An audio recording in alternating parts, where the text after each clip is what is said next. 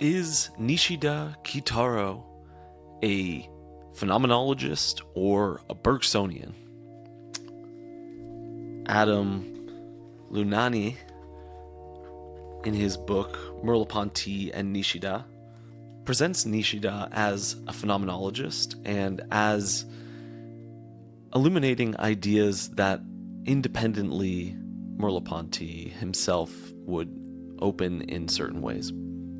It is a deeply insightful book, but it brings up Bergson only a handful of times, very tangentially. Tatsuya Higaki, in Nishida's Philosophy of Life, presents Bergson as highly influential on Nishida's thought. Robert E. Carter presents James and Bergson as perhaps the most important thinkers in the development of Nishida's thinking, but it is clear that Nishida finds in Bergson something that he had already been developing, an idea that was nascent within him. He finds voice for in Bergson and goes further than that in his own way. In a way, Nishida thinks through the consequences of Bergson's phenomenology within a context of Zen philosophy and Zen practice. But I do think we can say that Nishida is something like a phenomenologist, even if Husserl is far less of an influence on him than Bergson. He engages in a phenomenological philosophy. He proceeds phenomenologically in his philosophy, but we could say this of Bergson as well in some way. I mean, we will have to caveat that. I'm not saying that Husserl's phenomenology is identical to Bergson's, no, and neither is it identical to Merleau-Ponty's or Nishida's. But in taking experience as primary, and we see Merleau-Ponty takes perception as primary, well, Nishida takes pure experience prior to any distinction between subject and object, or present and past, or any sort of differentiation within the total experience of the flux hour pure experience. So like Bergson, for Nishida, the ultimate thing from which everything exists, the ultimate from which is experience. So Nishida finds this idea in Bergson and says that it confirms his nascent views, right? There is this impersonal, deeply felt, and active life force that tends to individuate itself and takes on a finite form, but it is out of this infinite plenitude of living energy that we have on an impersonal level, from which our personal experience emerges and from which finite consciousness emerges. And Tatsuya Higaki tracks this in the movement from an inquiry into the good, where he starts out with this idea of pure experience, and the later work, Intuition and Reflection in Self-Consciousness. And it is by moving from pure experience to this intuitive self-consciousness, which is the infinite becoming finite without completely negating the infinite by becoming finite. And this he understands through a metaphysics of virtual and actual, which is deeply Bergsonian. The virtual is, first of all, the entire past, but the virtual is also not something that we can understand through snapshots or through images or through anything that is actual and finite. The past as virtual is a complex network of interrelations between other relations. There's not atoms that connect to each other through associations, but there is a web of suggestions and movements that actualize in a million different possible ways, so that in the flow of duration, only certain possibilities are realized at any moment, but the possibility of being that they partake in expands beyond them in this virtual infinity. The move from pure experience to self-consciousness is the rise of intensity and the transformation of intensity into qualities and quantities. It is the move from this virtual flux that is quasi-unconscious, but still psychical and felt and lived, but is the emergence of it into consciousness and becomes actual and conscious without getting rid of all that is virtual and unconscious that surrounds it, and stretches beyond the present moment into the past and as well as into the future. Self-consciousness brings in the possibility of this derivative form of knowledge, according to Bergson, where we reflect, where we project, and where we represent. This always means that we freeze the flow of reality and take a snapshot of it, or somehow record its being and becoming as something finite and as something static. Nishida says that this is part of experience, this is part of consciousness, but it is not the part that creates consciousness. It is a byproduct of consciousness, and instead consciousness comes from this unconscious infinite. And following Bergson, and in a way even Leibniz, Nishida sees the flux as a differential, a dx over dy, which can relate to an x, where the x is the derivative, it is the symbolic representation that is fully a quantity, while the dx is a sort of intellectual gesture at the smallest possible amount of becoming. It is this almost instantaneous, smallest amount of change possible, but that is in reality change. It is not like the x, which is a completely symbolic representation of the reality. So we start by going back to pure experience, but we also must track this development within consciousness from pure experience to self-consciousness and self-awareness. So Nishida balances out these sort of two components, the intellectual and the intuitive, in a way that Bergson perhaps doesn't achieve as well. He kind of maybe overdoes his criticism of the intellect and language and representation. Nishida pushes for a sort of more balanced view between them, and this is similar to the rest of his philosophy. For instance, when he looks at the Zen arts, he thinks that the Zen arts are really all about balancing the virtual and the actual, presence and absence, fullness and emptiness, even vibrance and tranquility. Each of these Zen arts is a cultivation of a sort of intuitive method that is intuitive in the Bergsonian sense, but is also lived out concretely through this sort of expertise, where the expertise is aimed at a sort of enlightenment. Here's what Carter says: to gain enlightenment experience is to be transformed, even though deeper potential transformations lie ahead.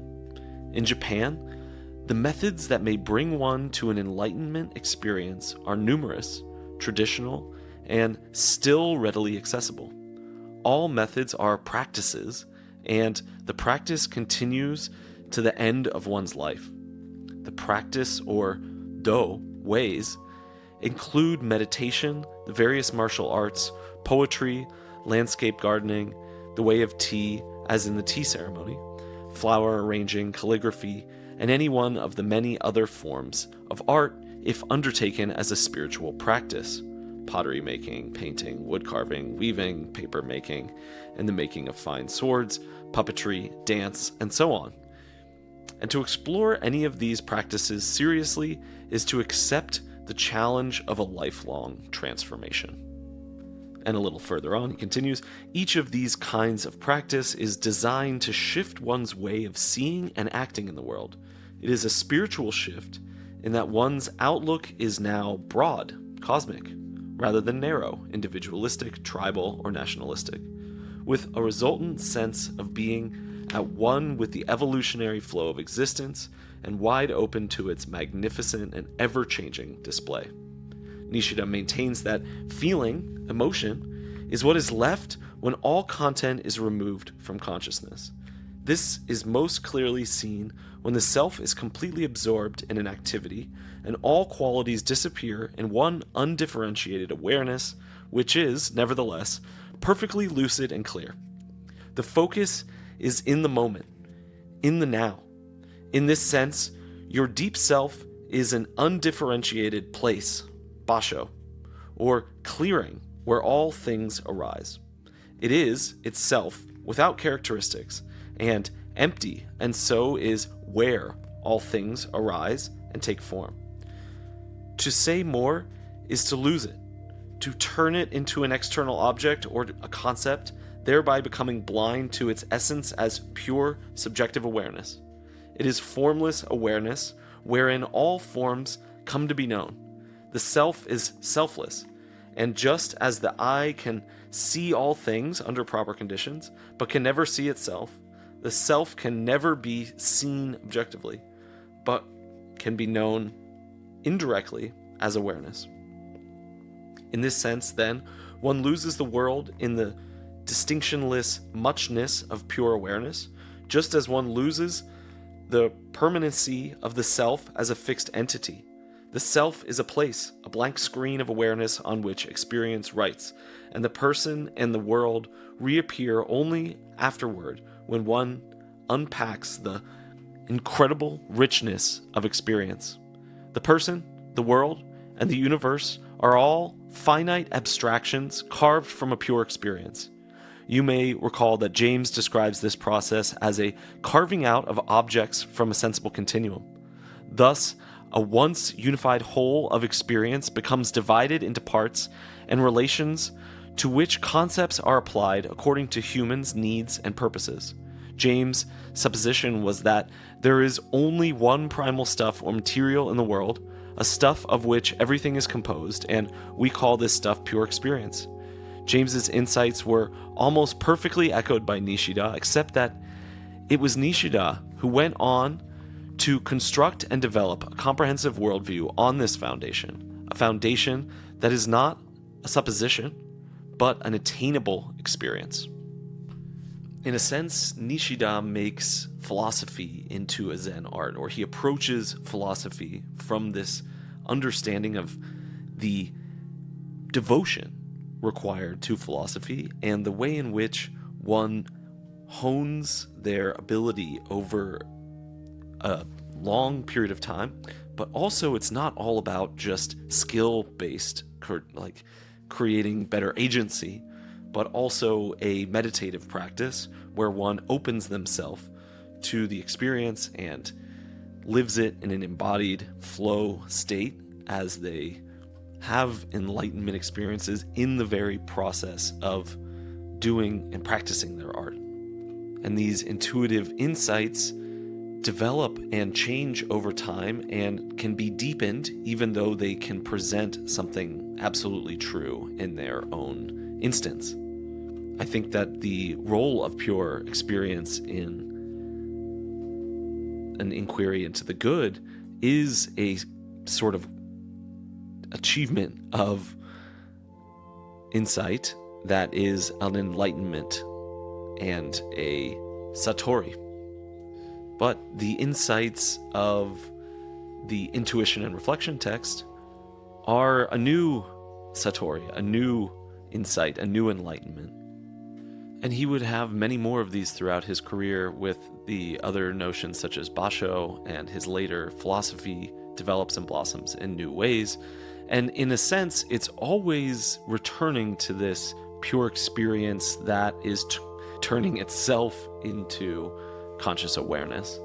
And this always is occupying him, but he's constantly trying to find new ways to talk about it.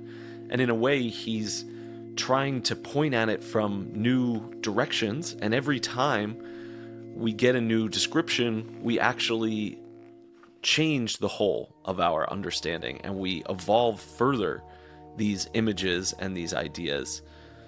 And so it's not as if it's just riffing on the same idea. It is an idea that is infinitely rich, and every time we reapproach it, it actually changes the way we think and isn't just another representation put up in a different garb. And in this way, I think that Nishida is actually confirming and fulfilling ideas in Bergson, especially in his texts An Introduction to Metaphysics. And it's in that text that he describes philosophy through the metaphors of calculus, and Nishida also picks these up and takes them further. And that idea is that we can actually figure out how to do metaphysics in a way that we're all working on the same set of problems. And we will be able to bring about what he calls an integral of experience, an integration of an infinity of details, all of the details of one's past, all that they've read, all that they've reasoned through, all of the science that they can possibly assimilate, the understanding of other philosophers, and then to bring that all to bear on an understanding of things and to form a philosophy thereabout and to communicate certain essential insights that we have from that process and from reading Bergson, for example, or from doing Zen practice or any other artistic experiences. We must endlessly enrich ourselves and our ability to give voice to the mystery that is our existence. And this ongoing dialectic or dance of the virtual and the actual changes our potential, and we get somewhere. We begin inventing new ideas, and the philosopher, as a practitioner in the Zen style, is bringing about a new level of vividness and precision and artistry in their philosophical engagement. So Nishida is a sort of phenomenologist, one who invents his own form of phenomenology, but one that is resonant with other phenomenologies, especially Merleau-Ponty, and he is deeply Bergsonian, and he is going further and inventing in his own way, but he's doing so in a very Bergsonian way.